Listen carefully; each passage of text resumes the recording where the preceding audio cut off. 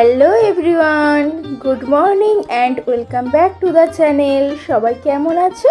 I hope যে সবাই খুব ভালো আছো এবং সুস্থ আছো, আর আমরাও অনেক ভালো আছি। সামটাইম উইথ রিমার আরও একটি নতুন পর্বে তোমাদের অনেক অনেক স্বাগত জানিয়ে আজকের ব্লগটা আমি স্টার্ট করছি।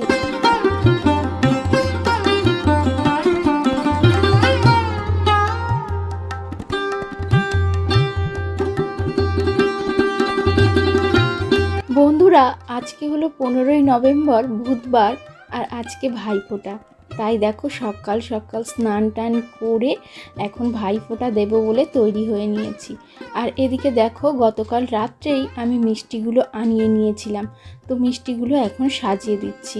আর এত মিষ্টি কিন্তু আমি নিয়ে আসিনি, এখানে বৌদিও কিছু মিষ্টি নিয়ে এসেছে, তার কারণ রাজন্যা ঋষভকে ভাইফোঁটা দেবে। আর তারপরে দেখো সুন্দর করে প্লেটগুলো সাজিয়ে নিয়েছি।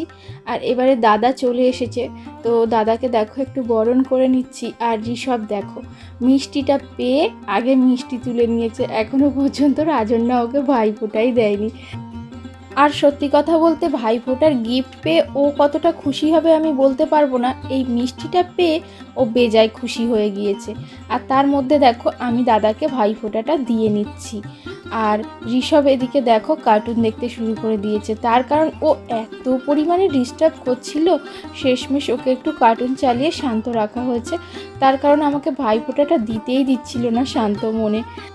আর ভাইফোঁটার দিন প্রত্যেক বছর অপেক্ষা করে থাকি এই দিনটাতে। একটা সময় ছিল দাদা যখন কাজের সূত্রে বাইরে থাকতো তখন ভীষণ মন খারাপ করতো এই দিনটাতে। আর এখন দাদা কাছে আছে, সেই জন্য প্রত্যেকটা অনুষ্ঠানে মানে রাখি বলো ভাইফোঁটা বলো দাদাকে কাছে পাই, তো এই মুহূর্তগুলো আমার কাছে ভীষণই স্পেশাল।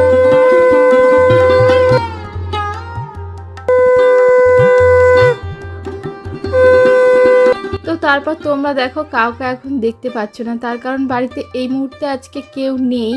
আর মা এখন রান্নার কাজে ভীষণই ব্যস্ত, তার কারণ দাদা এক্ষুনি বেরিয়ে যাবে। আবার রাজন্যা রেডি সেডি হচ্ছে, ঋষভকে ভাইফোঁটা দেবে, তার কারণ বৌদি আবার ভাইকে ভাইফোঁটা দেবে। তারপরে আবার রাজন্যার ওই বাড়িতে আরও একটা দাদা আছে, তাকেও ভাইফোঁটা দেবে। তো সেই কারণে ওরাও একটু তাড়াতাড়ি করছে, আর বৌদি একদম রেডি সেডি হয়ে গেছে। ঋষভকে ভাইফোঁটা দেয়া মাত্র দাদা ওদেরকে ছেড়ে দিয়ে আসবে, আর দাদা এখানেই খাওয়া দাওয়া করবে আজকে।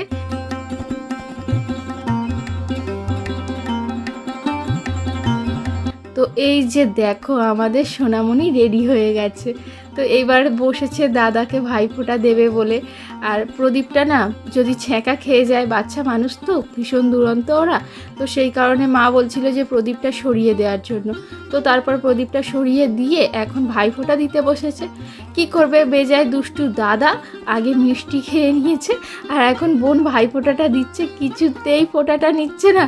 তো আমি তো রীতিমতো ওকে অনেক চেষ্টা করলাম যাতে ও ভালোভাবে ভাইফোঁটা দেয়। আর বোনকে দেখো কত সুন্দরভাবে বসে আছে। আর আমাদের সোনামণির এই একটা গুণ ভীষণ ভালো, মানে যে যেটা বলে ও ভীষণ ভালোভাবে শোনে। আর ঋষভকে দেখো কতটা দুরন্ত, কিছুতেই ফোঁটাটা নেবে না। তার কারণ আমি যখন চন্দনটা বাড়ছিলাম তো ও তখন দেখেছিল, তো ওর কি মনে হয়েছে জানি না, তো সেই কারণে দেখো কিছুতেই ফোঁটা নিচ্ছে না, কান্নাকাটি শুরু করে দিয়েছে। আর এবার আমি চেপে ওকে একদম ধরে শক্ত করে ধরেছি। তো এই যে দেখো শেষমেশ বোন ওকে ফোঁটাটা দিয়েই দিল। তো দেওয়ার পরে ও আবার মুছতে শুরু করেছে। আর মিষ্টি দেবে দেখো এখন কি করে, শুধু ছেলেটার রগরটা তোমরা দেখো একবার, তারপরে আমাকে কমেন্টে অবশ্যই জানিও যে ঋষভের এই দুষ্টুমিগুলো তোমাদের কেমন লাগে। আর আমি রেগে গিয়ে দেখো ওকে ওই নিচে থেকে পড়ে থাকা মিষ্টিটাই ওর মুখের মধ্যে দিয়ে দিয়েছি, কিন্তু ও সেটাও খেলো না। তারপরে দেখো বৌদি একটু ফোঁটা দেওয়ার চেষ্টা করলো, কিন্তু সেটাও ও নিল না, মানে ও ভীষণ ক্ষেপে গেছে। আর মানে একটা বিরক্ত বোধ ওর মধ্যে তৈরি হয়েছে। তো যাই হোক, মিষ্টিটা খেয়ে কিন্তু ও বেজায় খুশি হয়েছে। আর এদিকে দেখো আমাদের সোনামণি কি করছে।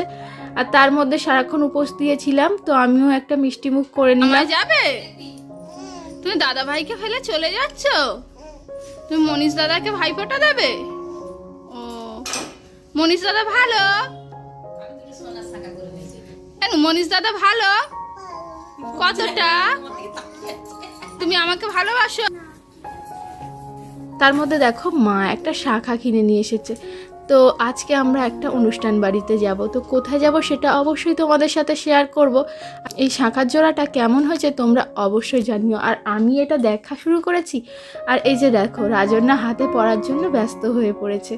আর তার মধ্যে দেখো মায়ের মোটামুটি সমস্ত রান্না কমপ্লিট হয়ে গেছে, এখানে চিকেনটাই একটু বাকি আছে, এবার নামিয়ে নেবে। রান্না বান্না সমস্তটা কিন্তু মা তৈরি করেছে, আমি কিছুই করিনি, তো সেটাও তোমাদের সাথে শেয়ার করতে পারিনি। তারপর দেখো দুপুরে খাওয়া দাওয়া সেরে এই যে বিকেলবেলা চলে এসেছি দিদির বাড়িতে। মা আগেই চলে এসেছিল, মানে দুপুর। আর তারপরে আমি আর ঋষভের পাপা এসেছি ঋষভকে নিয়ে। আর এখানে এসে দেখছি পূজা শুরু হয়ে গেছে। দিদিদের আজকে গৃহপ্রবেশ, তো সেই কারণে আমাদের নিমন্ত্রণ করেছি। আর এসে দেখছি দেখো কত সুন্দর করে পূজা হচ্ছে, আর কি সুন্দর করে সাজিয়েছে। তো এগুলোকে কি বলে আমার জানা নেই। তো এই যে শিব ঠাকুরটা বানিয়েছে এটা আমার ভীষণই ভালো লেগেছে, তাই তোমাদের সাথে শেয়ার করলাম।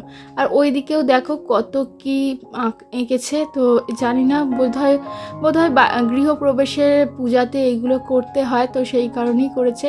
আর কতগুলো পুরোহিত মশাই এসেছেন, তারা সবাই পূজা করছে, মানে বাড়িতে মন্ত্রপাঠে গম করছে, তার সাথে তো আত্মীয় স্বজন আছেই।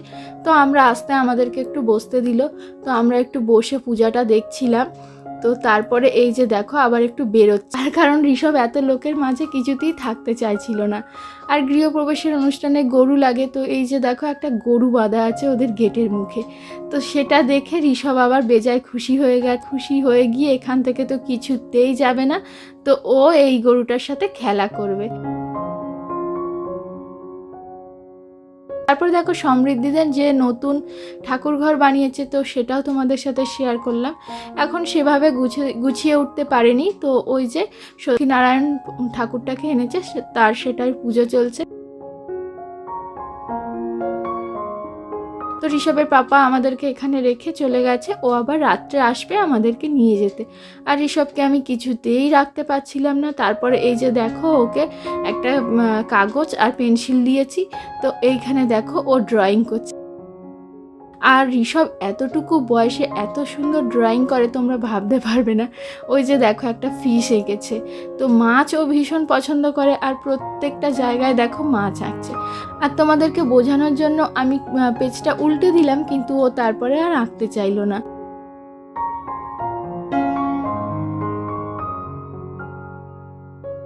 এখন হোম হচ্ছে দেখো, সেটাও তোমাদের সাথে শেয়ার করলাম।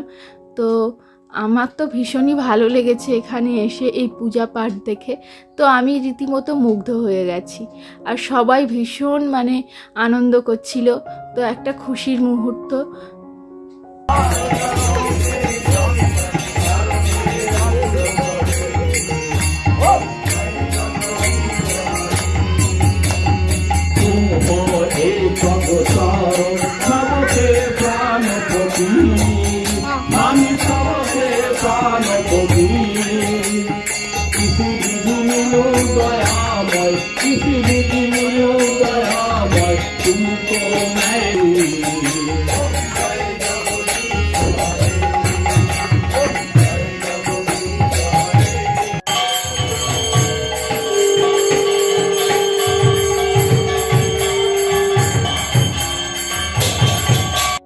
আজকের দিনে দাঁড়িয়ে মাথার উপরে একটা ছাদ তৈরি করা কিন্তু ভীষণ কষ্টের ব্যাপার।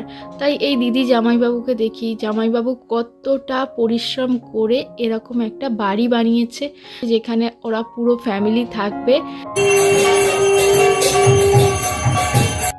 পূজার কাজ কিন্তু এখনও শেষ হয়নি, এখনও চলছে। আর তার মধ্যে সন্ধ্যাও হয়ে গেছে। আর দেখো সোজা রাজন্যার মামার বাড়ি থেকে এখানে চলে এসেছে। ও না, তার মধ্যে বাড়িতে একবার গিয়েছিল, বাড়িতে সন্ধেবাতি দিয়ে এসে তারপরে এখানে এসেছে। তো এসে ঋষভকে নিয়ে আছে। আর রাজন্যা তো অত দুষ্টুমি করে না, ও সবার কাছেই থাকতে পছন্দ করে। তার মধ্যে দেখো বাবু আবার আমার কোলে চলে এসেছে। আর এখন এখানে দেখো আরতি চলছে। আর ব্রাহ্মণ ঠাকুরদের মধ্যে দেখো ইনি মানে ভীষণ মজা করে নাচ গান শুরু করে দিয়েছে, তো ভীষণ ভালো লাগছে। আর যিনি মানে যে ছেলেটি আর কি খোল বাজাচ্ছে, তো আমার মনে হলো ও বয়স সে আমার থেকে অনেকটা ছোট, তো সেই জন্য ছেলেটি বলে সম্বোধন করলাম।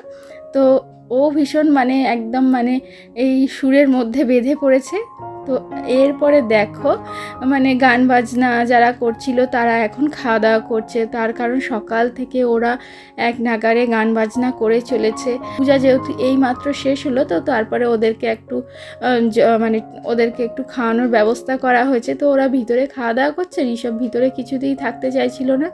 তো আমি এখন ঋষভকে নিয়ে এখানে বসে আছি, মানে ওদের উঠানে বসে আছি, আর এখানেই হারমোনিয়ামটা রাখা ছিল। তো ছেলে আমার দেখো এই হারমোনিয়াম পেয়ে মাস্টারি শুরু করে দিয়েছে। আমার ভীষণ ইচ্ছা আছে ঋষভকে এরকম গান বাজনা শেখানোর। আর এখনও দেখো এই যে হোমের আগুনটা জ্বলছে, তারপর পূজা শেষ হয়ে যাওয়ার পরে দেখো আমি এগুলোর আবার এগুলোকে আমি কাছ থেকে দেখতে এসেছি। তো এইগুলো আমার এত ভালো লেগেছে। আর এখন ওই 8টা সাড়ে 8টা মতো বেজে গেছে, আর রাতে রক্ষা কালী পূজা হবে। তো এই যে কালী প্রতিমা নিয়ে চলে এসেছে, তো এখন এটারই পূজা হবে। তো তারপর বন্ধুরা আমরা এখানে খাওয়া দাওয়া করে নিয়েছি, আর অনুষ্ঠান বাড়ি এসে খাওয়া দাওয়াটা শেয়ার করতে কেমন একটা লাগে, তো সেই কারণে শেয়ার করিনি আমি। তারপরে আমরা বাড়ি চলে এসেছি। বন্ধুরা আজকের ভিডিওটা আমি এখানেই শেষ করব। যদি কিছু ভালো লেগে থাকে তো অবশ্যই একটা লাইক এবং কমেন্ট করো, আর আমার চ্যানেলটিকে সাবস্ক্রাইব করে আমাকে সাপোর্ট করো। দেখা হবে আগামী আরও একটি নতুন পর্বে। আজকের মতো টাটা।